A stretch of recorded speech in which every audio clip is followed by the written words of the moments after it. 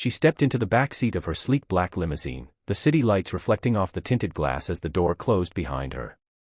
Everyone in the company feared her presence, and in the business world, her name carried the weight of an empire. Victoria Lane, the billionaire CEO, known for her sharp decisions, cold demeanor, and the unshakable aura of power that made grown men hesitate before uttering a single word in her presence. She was used to silence when she entered a room or a car. But this night was different. The driver wasn't her usual chauffeur. He looked older, a little rough around the edges, with dark circles under his eyes and a weariness in his posture. His clothes were clean but far from polished. His hands, gripping the steering wheel, were calloused, the kind that told stories of labor and survival. And then it happened.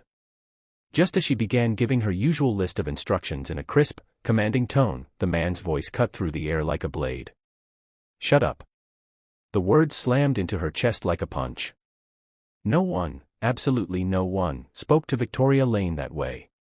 Her mouth fell open, her eyes narrowing as anger rose inside her.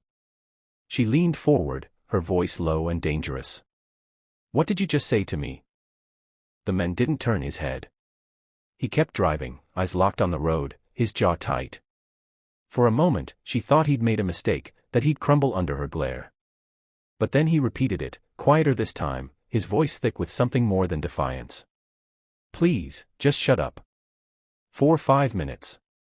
Victoria's fury simmered. How dare this stranger dismiss her? Didn't he know who she was? But there was something in his tone that stopped her from lashing out. Something raw. Something that wasn't about disrespect, but desperation. Against every instinct she had, she stayed quiet. The silence stretched, heavy and awkward, until finally she noticed his shoulders trembling. His eyes glistened as they caught the glow of passing headlights. The man was crying. Not loudly, not in a way that demanded pity, but in that quiet, restrained way of someone who had been holding too much for too long. Victoria had never been good at silence. She thrived in control, in words, in orders. But now, she felt a strange pull in her chest, like an invisible thread tugging at her heart. Against her will, her voice softened. "What happened?" The man gripped the wheel tighter. For a while, she thought he wouldn't answer. Then, slowly, like a dam cracking, he began to speak. "My little girl," he whispered. "She's 8 years old. Brightest smile you've ever seen. Tonight, she asked me why her mom left us.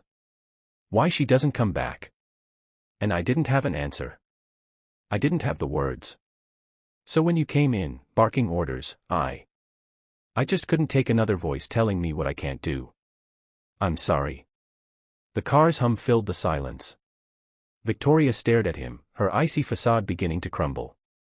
She hadn't thought about children in years, hadn't allowed herself to. Her entire life had been dedicated to building walls of steel and glass, to keeping vulnerability locked away. But in this man's voice, she heard something that money could never buy. Pain. Love. The fight of a parent who had nothing left but still gave everything. "What's your name?" she asked softly. "Daniel," he replied.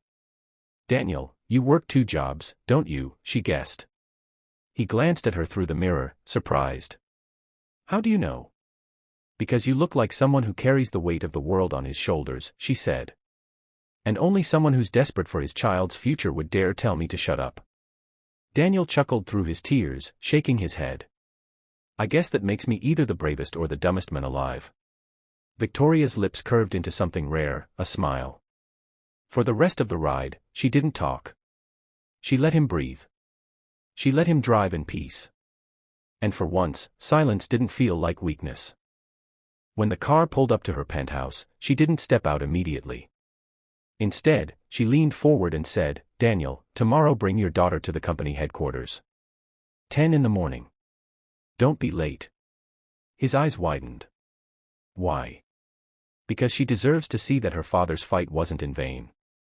And because," Victoria's voice wavered for the first time in years, "maybe I need to remember what it means to be human again."